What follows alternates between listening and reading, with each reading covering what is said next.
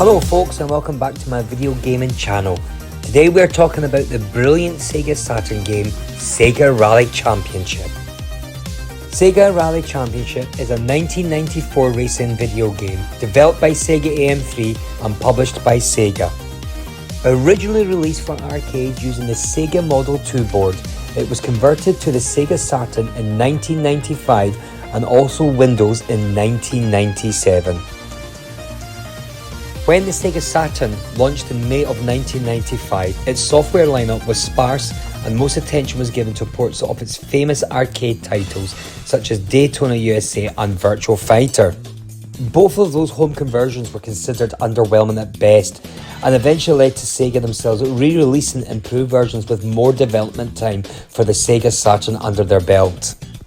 As 1995 drew to a close, Sega had the next round of arcade ports prepared for release, and luckily for Saturn owners, both titles would yield much better results and a very close approximation of the arcade experience.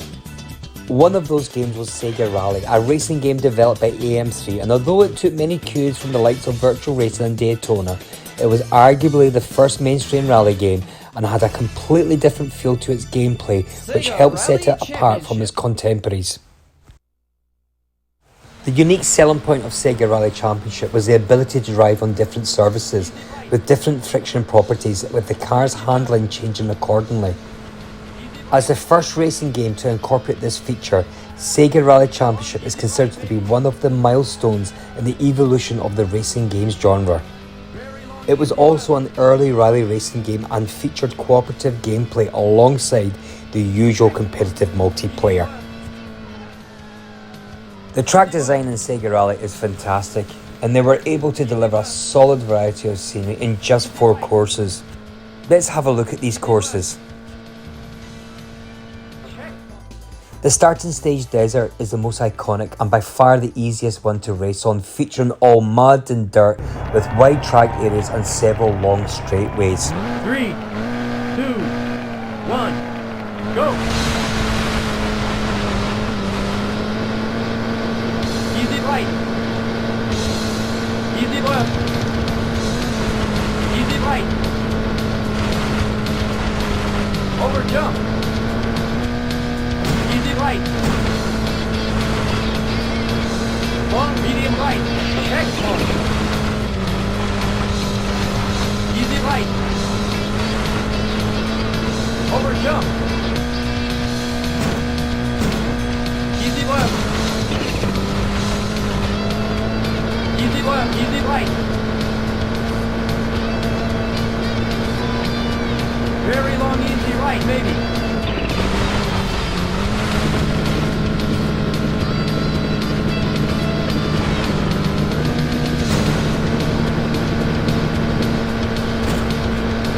It is impossible to reach first place by the end of the first track, therefore you need to try overtake as many opponent cars as possible on each track and gain the lead over several tracks. The forest stage ups the difficulty by adding narrower roads, multiple surface types and a few hairpin turns to limit your speed and require more delicate drifting and braking.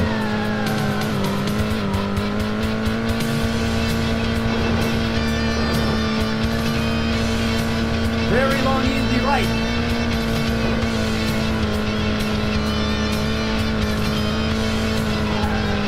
Long, easy right, maybe. Very long, easy left.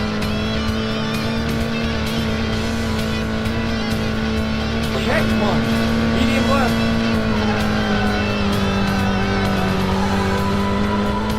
Medium left, maybe. maybe.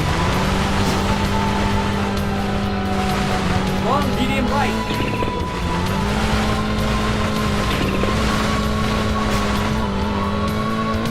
Caution, hairpin right. Checkpoint. Okay, left.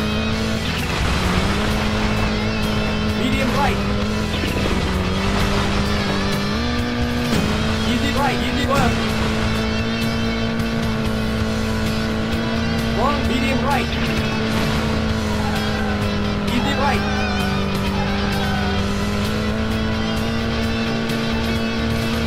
Finish!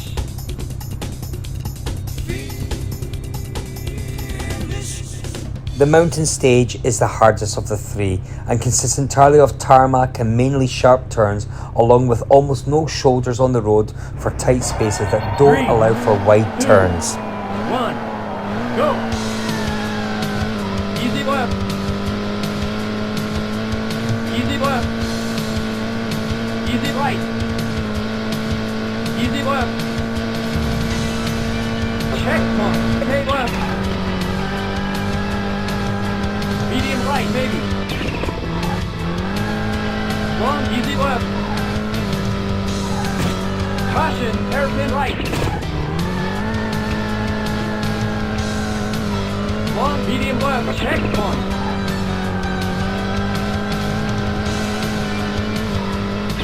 Easy left.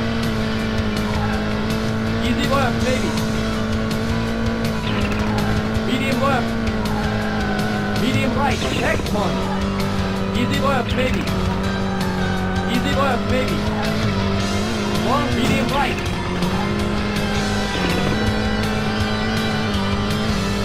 Caution, stay left.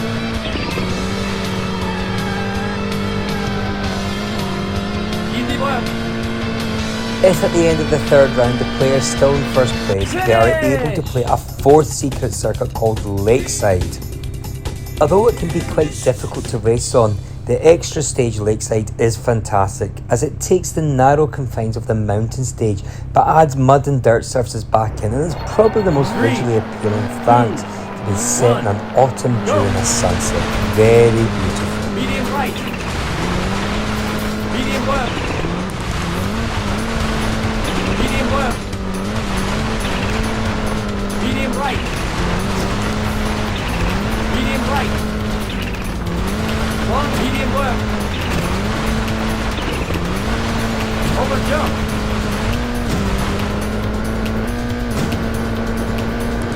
Medium right. Long, medium left, maybe. Over jump. Medium left. Medium right, maybe. Okay, right. Medium left. Long, easy left, maybe.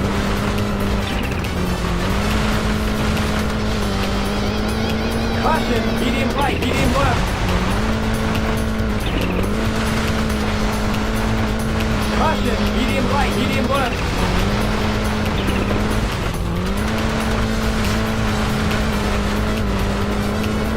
Finish!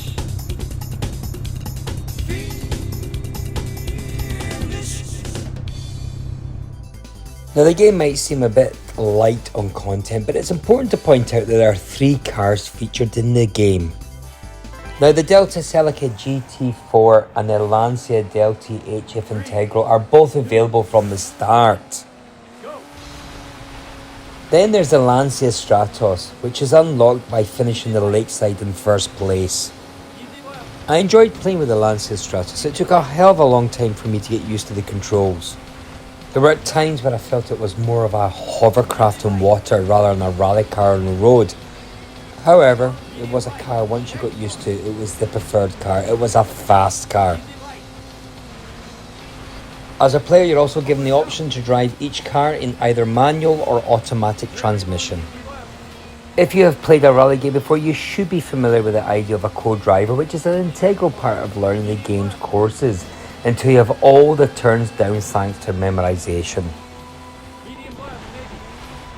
Your co-driver will call out upcoming turn difficulties, while the game also displays a turn indicator based on severity, like blue for gradual turns all the way up to red for sharp corners.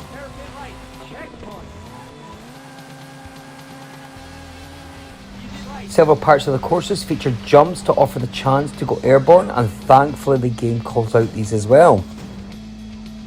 I found that after practicing on each track for an hour or so, I was able to complete each one with decent times and no longer being reliant on the turn signals or the announcements.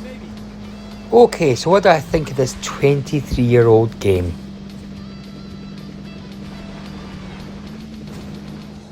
Okay, so while the game might seem light on content, its excellent handling and gameplay will keep you hooked on replaying the races over and over again.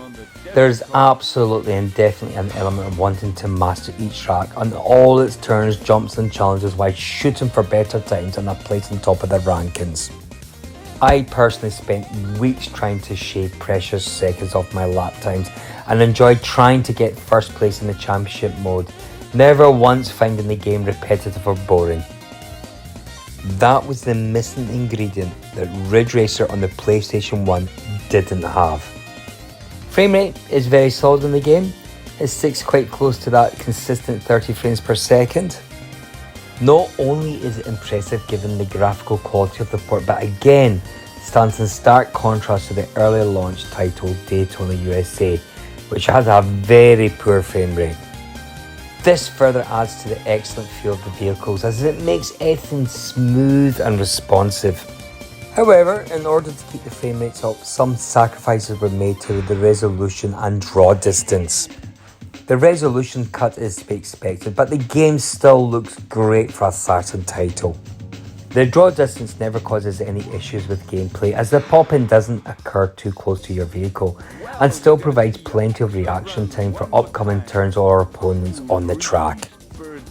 All in all, Sega Rally is a remarkable port in the Sega Saturn and one of the top examples that the system can absolutely do 3D graphics very well. Given the fact that the game holds up remarkably well and is a fantastic port of a Sega classic, it's absolutely worth tracking down a copy if you are a Saturn owner and somehow you don't already own it. I'm absolutely rating this game 8 out of 10 stars. If you were disappointed with Daytona, you won't be with Sega Rally.